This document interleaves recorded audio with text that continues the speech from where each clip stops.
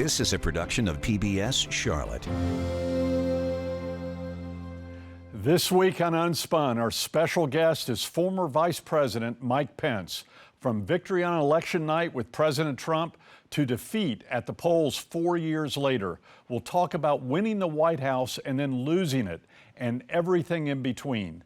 Behind the scenes with the VP on politics, power, and Trump 2.0. Plus, we'll count down the top 5 disagreements behind the scenes at the White House and the governor's mansion. In today's America, welcome to the Spin Game. Believe me, I know, I'm Pat McCrory. When I was governor and mayor, I played the spin game.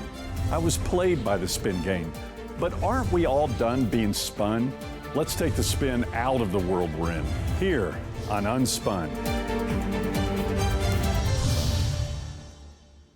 Good evening. I'm Pat McCrory, and welcome to Unspun, the show that tells you what politicians are thinking but not saying.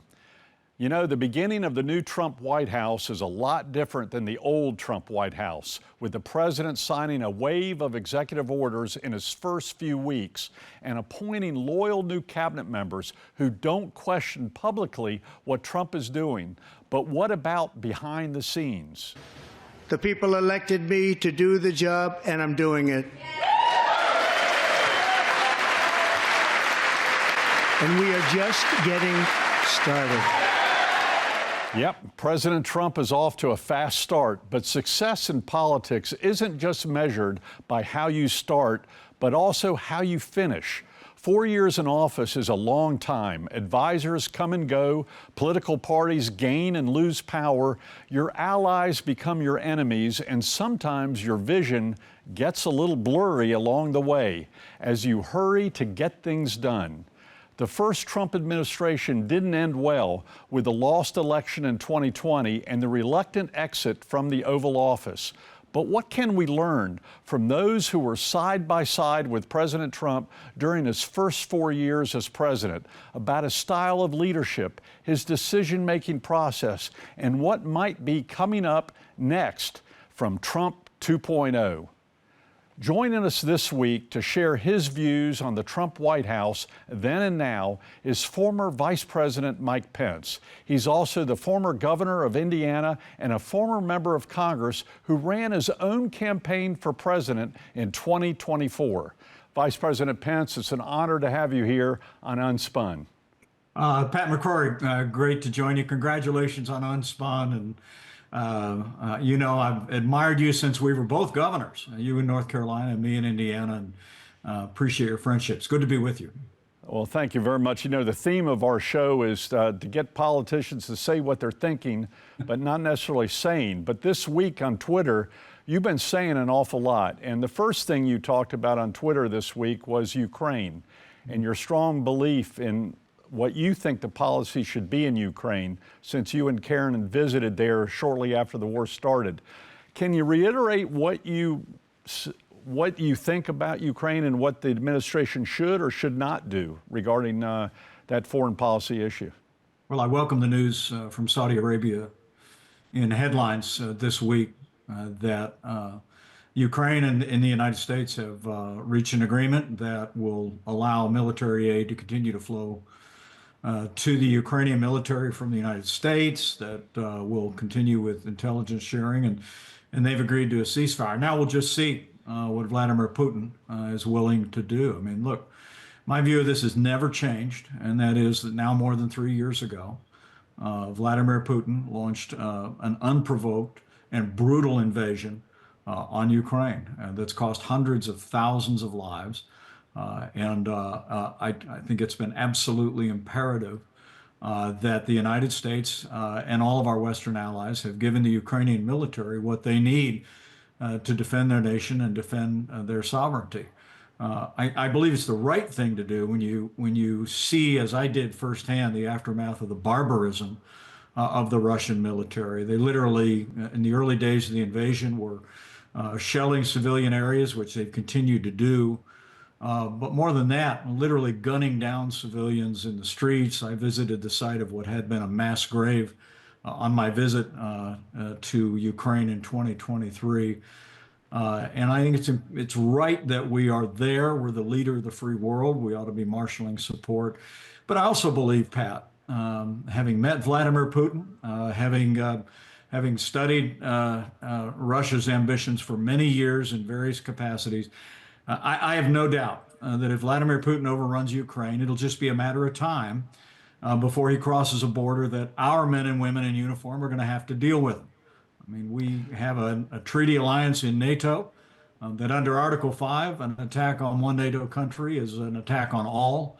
And when you look at whether it be Poland, but more likely Estonia, Latvia, Lithuania, and you see what Vladimir Putin has expressed about his ambition of reestablishing that old Soviet sphere of influence in Eastern Europe, I think now more than ever, we need to meet this continued moment with American strength and American leadership. Mike, critics on the right, including the president, have been very critical of Zelensky, President Zelensky, and have accused him of being a dictator and also maybe even taking money.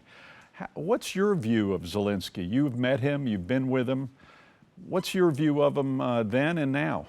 Well, I met him before the war when he was first elected as president, and we struck up a good relationship. I saw him when I visited Kiev in 2023, and I must tell you that I think he is rightly understood to be a wartime leader who has stood in the gap now for 3 years defending his nation. Look, when Putin rolled his tanks in, he told the world it'd be over in 2 weeks.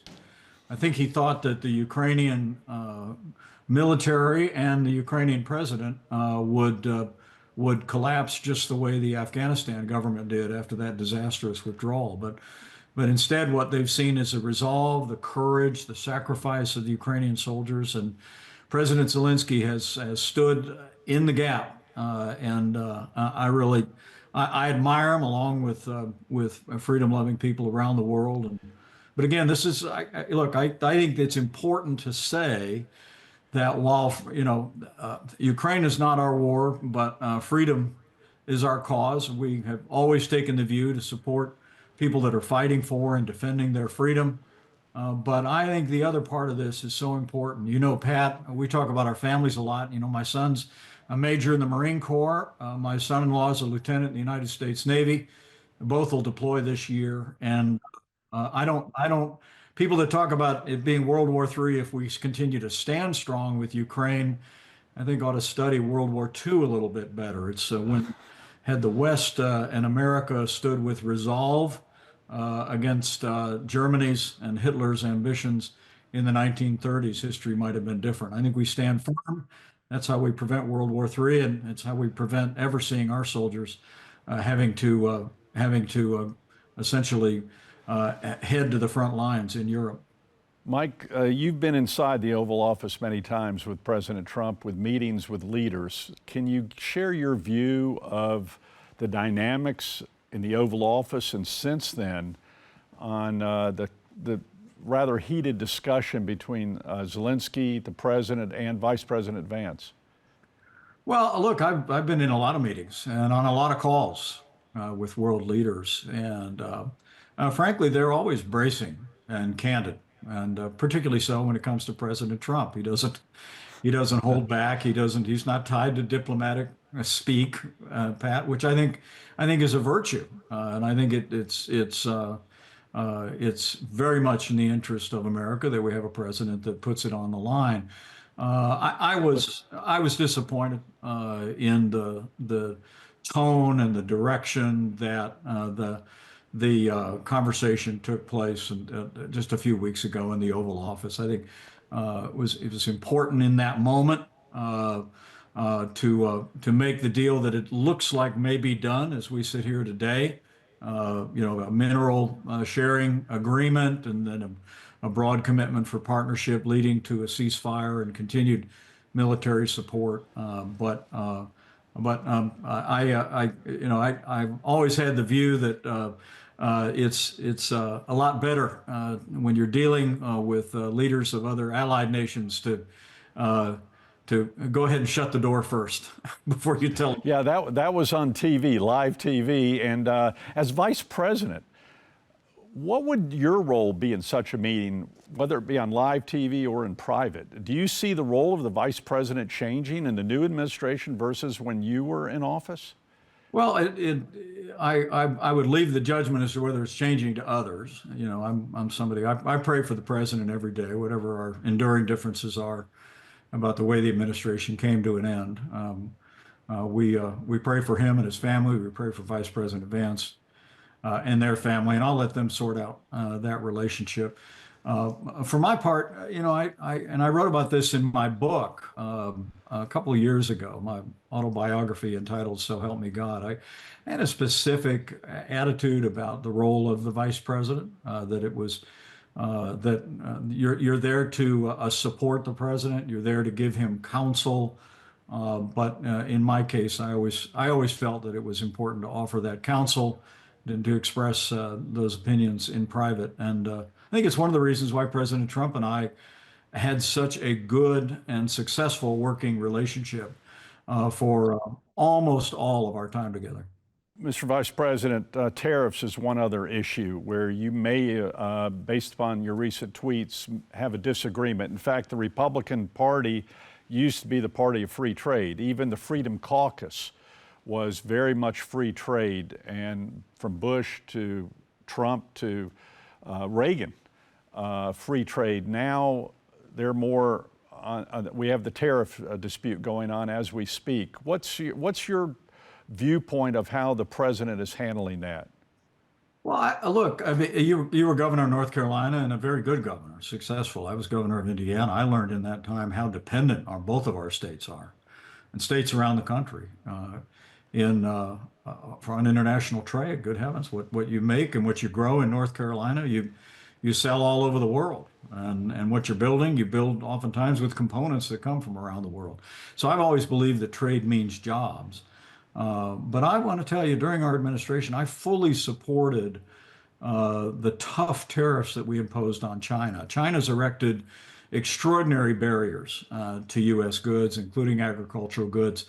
And we brought China to the table in early 2020 with what came to be known as a Phase 1 trade deal by imposing $250 billion in tariffs on them that continue to this very day.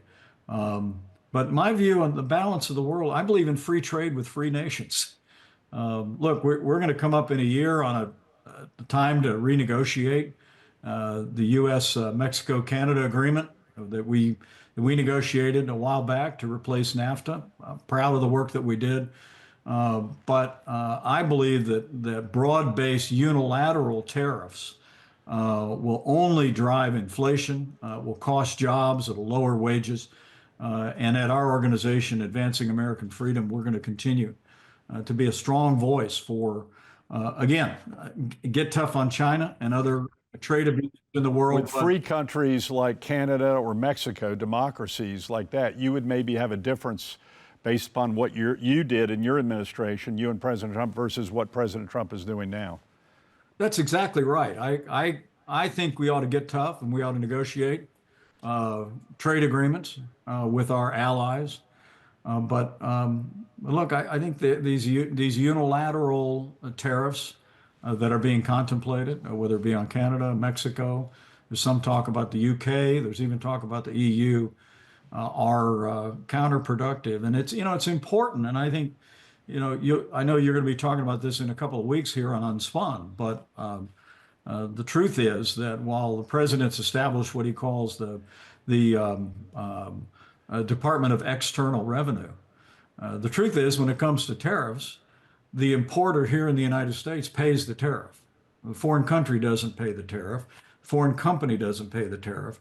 The person that wants to bring those goods into North Carolina, into Indiana, or anywhere else pays the tariff, and more often than not passes along the increased costs on that product to the consumer. So I think, look, get tough. Let's have arm's length negotiations with our allies around the world. Make the goal to be free trade with free nations. But too often I hear the administration talking about broad-based unilateral tariffs that I think will ultimately work against American jobs, American families, and American business. In the remaining several minutes, first of all, conservatism. You and I grew up in the Reagan era and both got involved in politics because of Ronald Reagan. I've read your book. And how has conservatism changed from Ronald Reagan to the way it is today, both in Congress and the executive branch? Well, I don't think the conservative movement's really changed. When I was running for president back in 2023, reporters often would say, you know, the problem with you as someone that believes in strong national defense, limited government, fiscal responsibility, traditional values, is that Republican Party doesn't exist anymore. And that wasn't my experience. Probably it wasn't your experience as governor. It wasn't your experience on the airwaves of Charlotte for the last many years. I mean, I think the American people still believe in those broad-based common sense ideals, but there's a bit of a shift in the Republican Party in Washington, D.C., and it's a healthy debate, but has to do with whether we're going to continue to be the leader of the free world, whether we're going to continue to meet our obligations around the world, whether it's in Eastern Europe, in the Asia Pacific, or even there's some talk about whether we should continue our support for Israel. As we wrap this up, Mike, I do want to find out this relationship between the president and vice president. You had one of the most unique relationships. You've said you had a great relationship with President Trump up until probably January the 5th, when you were called into his office. Can you briefly describe that dynamic? And would you do anything different today? Well, the short answer to your last question is no. I'll always believe by God's grace that I did my duty. And I kept my oath to support and defend the Constitution and see to the peaceful transfer of power. But it was a very difficult time. And I honestly, I always thought the president would come around. The controversy around the election, I don't need to tell you, in North Carolina, there was a lot of questions. States around the country, about a half a dozen, had changed the rules that undermined public confidence in the outcome of the election. I fully supported all of the legal challenges and reviews that had taken place. But somewhere in mid-December,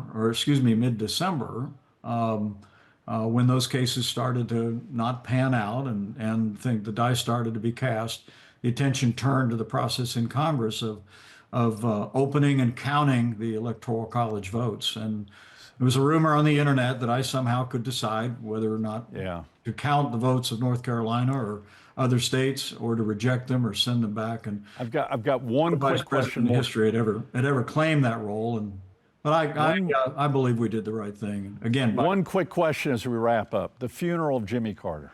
You know, politicians have to get back together. You got back together. It's the first time you've talked to him. Yeah. Did you talk to him before or after, or was that the dynamic? And I know your wonderful wife Karen also had a dynamic. Can you tell us briefly, in the remaining 20 seconds, what that dynamic was like? And we've been in similar circumstances, meeting people you've had conflicts with. Well, the first thing I would say to you is, remember, the president and I actually parted on January 20th, 2021, very amicably. I thought the president was I thought he was very contrite about how things had unfolded, the riot that took place at the Capitol, and we would speak over the course of the next few months several different times. But when the president kind of returned to the arguments that I somehow had the right to overturn the election, I just decided it was best to go our separate ways, and we've done that. So the first opportunity we had to speak to one another came at Jimmy Carter's funeral, and the president came down the aisle, and he nodded in my direction and said, "Hi, Mike," and I stood up, stuck my hand out, and I said, "Congratulations, Mr. President." And I saw his face soften, and he said, "Thank you." And then Melania said the same. She reached out to me, and I said, "Congratulations to you, Melania." And I would tell you it was a warm exchange. You'll have to ask my wife about her posture in that moment, but all I can tell you is that my wife loves her husband, and I deeply respect I my can wife, and I can relate to that with It my was- wife Ann. but it was, I thought people around the country have reached out to us, and I've been grateful that I stood up, but I wouldn't have done otherwise. As I said, we continue to pray for the president and the vice president and all the leaders of our country. You and I have worn that mantle for a while. We know the burden of leadership and the responsibility, it's my hope and prayer to be a voice for helping to encourage this administration and leaders in the Congress to hew to those common sense conservative principles that drew us to the Republican Party and so well served North Carolina when you were governor, and I hope well served my state and nation when I served. Mr. Vice President, it's been an honor to have you on Unspun. Thank you very much. Thank you, Pat. Good to be with you.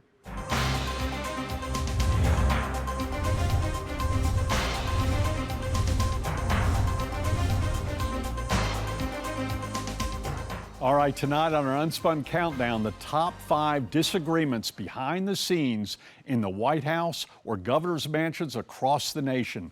Let's start out with number 5. Number 5, cabinet power struggles is a natural. When you have a lot of cabinet members, they start fighting for power. Number 4, turf battles between the cabinet and the staff. You see, the cabinet is far away from the White House, supervising tens of thousands of people. Then you have the staff right next to the president. The cabinet wants to go talk to the president, but the staff members often block it. They're the gatekeepers, which goes to number 3. Who gets access? It's a constant battle in governor's mansions and the White House, is who gets the ear of the top executive. And number 2, who makes policy? Is it the president? Is it the vice president? Is it the cabinet? Is it someone else, maybe in the business community? And number 1, who speaks for the chief executive? Is it the White House spokesman? Is it the vice president? Is it cabinet members? Or is it maybe Elon Musk or another business leader? Interesting dynamics in governor's mansions and the White House.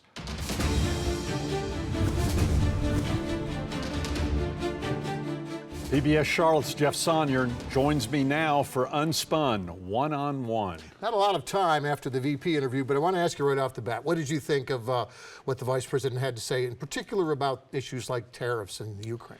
Well, definitely a disagreement from what Trump-Pence did versus what Trump-Vance is doing now. On tariffs, Mike Pence has always been a total free trader, like Ronald Reagan, like George Bush and others, where Trump is more of a populist and has always talked about tariffs. So that's a major disagreement occurring within the Republican Party.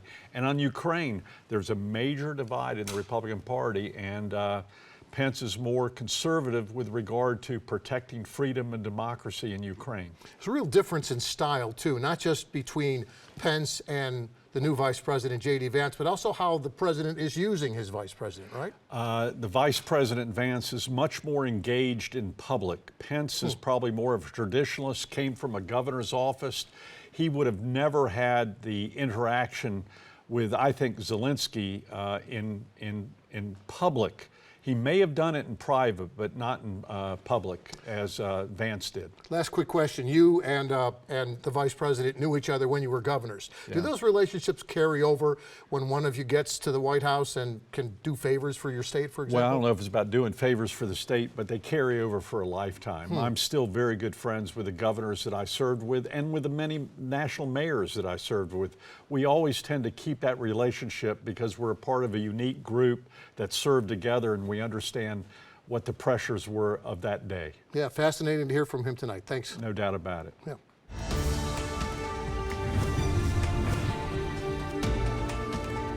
Well, saying no to the president can also mean saying goodbye to your own political career. But some things are bigger than politics, and sometimes a no isn't just the hard answer, it's also the right answer and the only answer. We condemn the violence that took place here in the strongest possible terms. Violence never wins. Freedom wins. And this is still the people's house. Let's get back to work. That was right after losing a tough election alongside President Trump. the vice president resisting pressure from President Trump and from rioters at the Capitol by refusing to overturn the results. Just like the presidential race in 2020, my re-election race for governor in 2016 was the closest in North Carolina history. There was even a recount, but that doesn't make it any easier when the results finally tell you no. There's no place to hide from rejection after an election. You're supposed to shake hands with the candidate who's been criticizing you in public for months, pretending that you didn't take it personally, congratulating them for a win, and wishing them the best. It's like getting fired from your job, only it's on live TV. Losing isn't just a blow to your ego, it's depressing, and there's a lot of second guessing. It carries over to how you deal with friends and family and how they deal with you. But what's really important is what happens next, after the election. Do you still have your integrity and your values and your faith? Mike Pence answered yes to all those questions. When he answered no to President Trump, Pence conceded the election, his own election. While not everybody agrees with what he did, I respect his decision because I've been there. I understand how hard it is for individual politicians to give up power and relinquish their office, but it's not their office, it's not their power.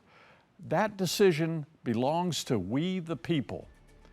Well, that's the reality as I see it.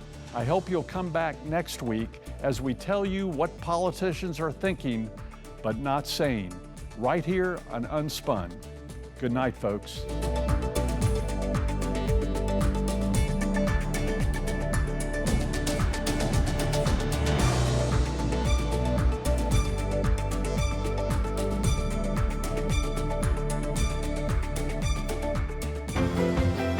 A production of PBS Charlotte.